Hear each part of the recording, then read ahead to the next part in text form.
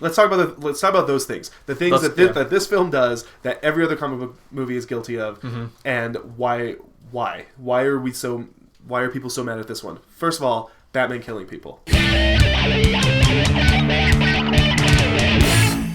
So Batman Returns, Batman killed. Let's go before that. Let's go to Batman '89 and talk about the guy that he fights in the cathedral, who he hits into the giant bell and then falls down about like 50 stories. Yeah, Batman definitely killed that guy. Definitely. Yeah, definitely.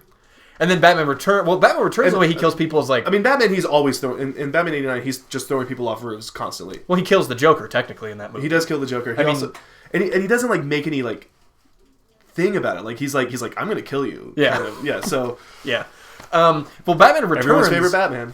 The killing in Batman Returns is way more like heinous and weird. Like he straps a bomb to a guy's stomach and like throws him into a ditch, and then he blows up and he like smirks like I blew that guy up. Like, and when he like puts the Batmobile and like flips it around and like sets that guy on fire, like it's way worse than anything that Ben Affleck does in this movie. But it's done with camp. Right. It's like tongue in cheek. So I guess that gets a pass. But that's another thing that I think is kind of important to talk about is that. The fact that what disturbs people about this movie is that what the superheroes are doing is disturbing is kind of in itself disturbing. Because the fact that what Batman does in the 90s movies... Yeah. Because Christopher Nolan, I think, actually grappled with a lot of that stuff in interesting ways. But in the 90s movies especially, like the fact that they treated the disturbing things Batman was doing as not being particularly disturbing is pretty disturbing. And it's the same, I think, when extended to... Well, this has actually been something that people for a long time were critical of superheroes and comic books, is that they do a lot of disturbing things. Yeah. And, like, the violence in superhero movies is very just, like, you know, blow things up, it's and brushed it's fun. over with fun. It's fun violence. It's like, hey, violence is super cool. You know, I feel like there's a connection with Zack Snyder's Watchmen, because, so in Watchmen, when people saw Watchmen, they were, like, shocked by the amount of violence in it, but... It was the exact same violence done, and I think it's just the way Zack Snyder, I guess he's just so unforgiving and brutal. Like it's just brutal. Like this is a brutal Batman, which is not any different from Frank Miller's Batman. It's not. Well, and so one of the things, this is something that is both a critique and a praise of the movie, is that the way they're approaching this, Zack Snyder's approaching it. Is, and obviously the writers, is they're distilling these characters down to like their most primal like understandings. Yeah. And so the fact that a very wealthy man, like in this movie, Batman is very wealthy. Yeah. And very dark, like in that, what kind of a man would dress up like a bat and fight crime at night? Yeah. Like he takes that to a certain logical extreme that is legitimately interesting. Yeah. And it's the same with the alien, like what Superman's defining characteristics and elements. In this, again, like a lot of people think that his defining elements and characteristics are like virtue, which is fine, like that's a cool thing. But in this, his defining elements is that he's powerful to a frightening degree. So he's distilled them down so they represent more about like ideas than actual characters. So when Christopher Nolan was dealing with Batman was very much a character. Right. Batman talked about Batman representing an idea, and that's what was so interesting about Christopher Nolan's thing, is that Christopher Nolan's thesis seemed to be, especially at the end of Dark Knight Rises, that a person cannot withstand being an idea. That like, and that's interesting because like a major criticism of Nolan's work in general, especially since those movies, has been that his characters aren't characters at all, just ideas. See, I completely disagree with that, because I think, especially Bruce Wayne. Bruce Wayne is very much a character that has a personality that struggles through different things and makes certain decisions based on his emotions.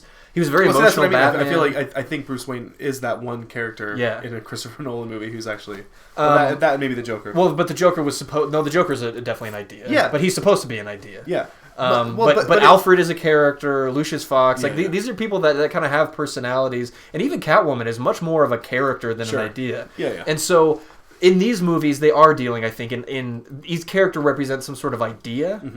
And they don't really dig deep into the characters themselves. And the only reason I'm okay with that is because, like you said, it reflects more of like epic poetry or broad mythology than it does like what we expect in a modern way from our franchise movies. Yeah.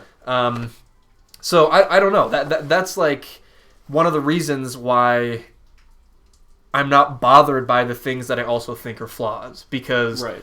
yes, they are flawed in that I would not recommend this movie, and I don't think this movie needs like to be critically lauded. No. Because critics serve a very specific function, and we'll talk about this in a separate video. Critics serve a specific function, and so if a critic watches a movie, especially because if you're watching Batman vs Superman right now, like you've seen hundreds of superhero movies. If you're a critic, like you have to watch these things. That's why you're getting paid. You know, you go to watch these movies because you kind of have to. And so it makes perfect sense for a critic to watch this and just be like, I was bored. This movie was stupid. It doesn't have anything to offer, like cinematically. Like that's a fine criticism to have.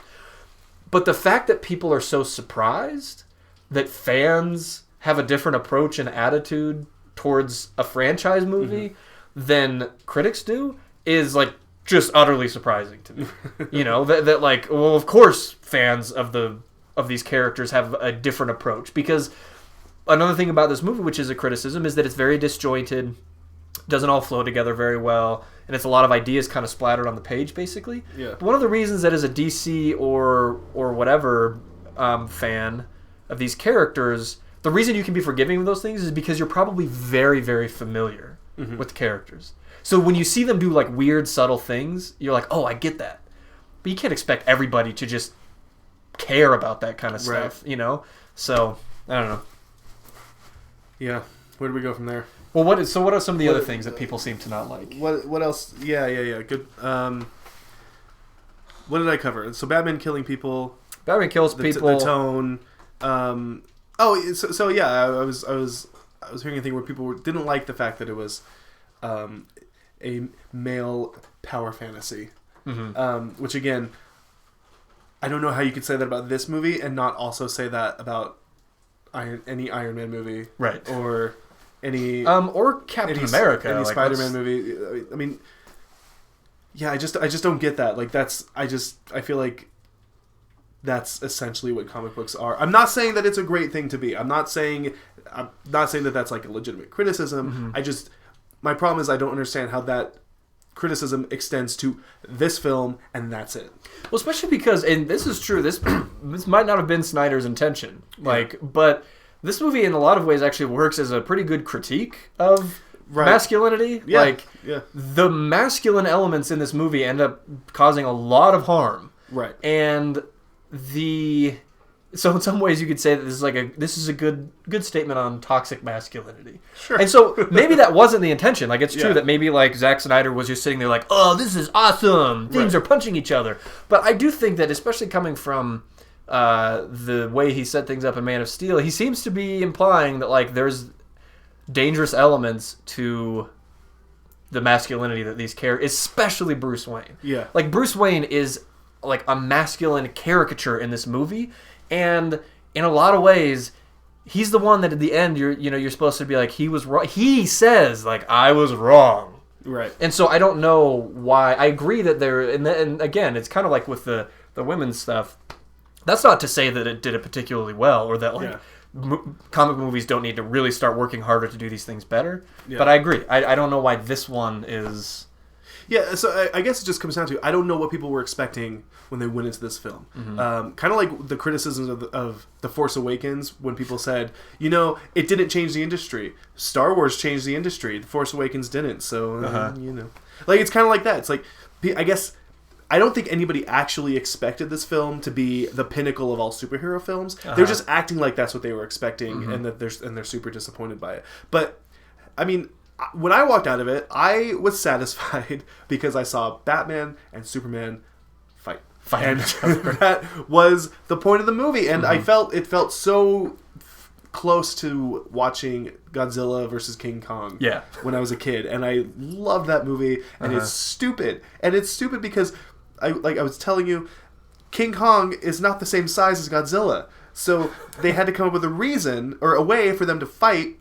So they had to get King Kong like exposed to like electricity or radiation or something that made him grow so that he could be the same.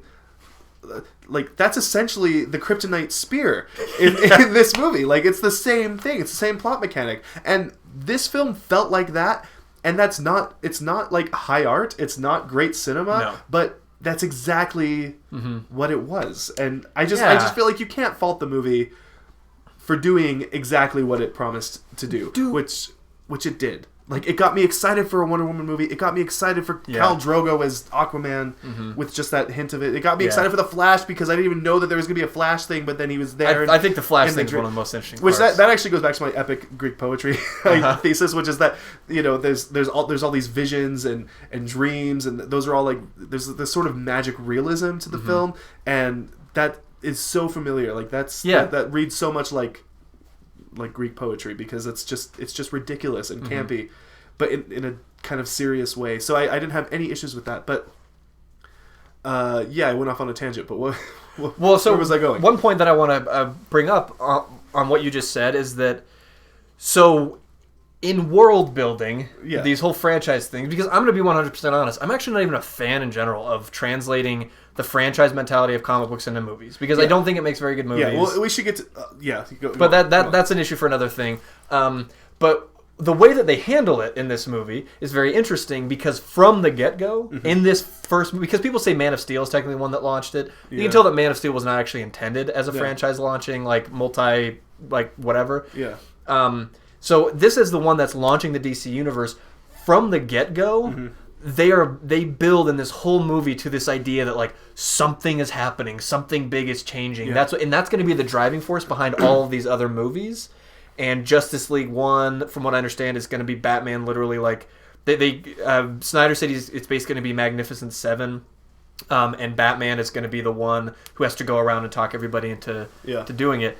But I like that urgency, that they're actually setting up this universe around this idea that, like, the reason that these people have to exist, the reason that the Justice League or the Super Friends have to exist is because something menacing in the universe is, like, building up. Sure. And the Avengers do that, but they only do it in their after credit scenes. You know what I mean? Which is getting kind of to be like a tiring trope that the movie will be about something completely different. And then in an after credit scene, it'll be like, "Oh no, Thanos!" And then he's not even relevant in future movies. So let me talk a little bit about why. Yeah. What the difference between what DC is doing and what Marvel is doing. Obviously, DC is trying to copy the Marvel model. Yeah. And build this extended cinematic universe. The difference is in the way that they're going about it, which is that Marvel, since it's been bought out by DC, and now Star Wars is going through the same thing, they're kind of adopting the DC branding model, or the Disney branding model, which is that it's a long-term investment in establishing characters and feelings associated with them. So the films are nitpicked, and we know that because, you know, Edgar Wright left Ant-Man because he didn't have enough artistic control.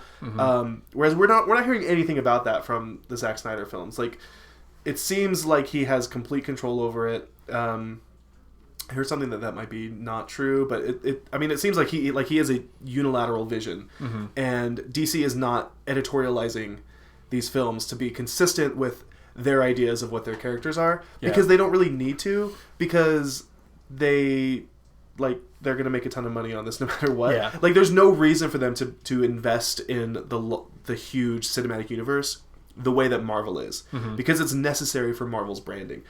DC already has an animated universe that they kind of are way more invested in, that probably is getting better returns because it's way cheaper to produce like 15 cartoons a year than it is one big blockbuster. And a lot of people who hate this movie apparently are, like, watching those movies in protest. Sure, exactly. So. And they actually sell. Like, the people will buy those. And you know, plus they have Harry Potter, like you know, Warner Brothers does. So I just don't think. And the video games. Yeah, and the video games. The video games are definitely making a lot more money than any Marvel game, because there aren't any.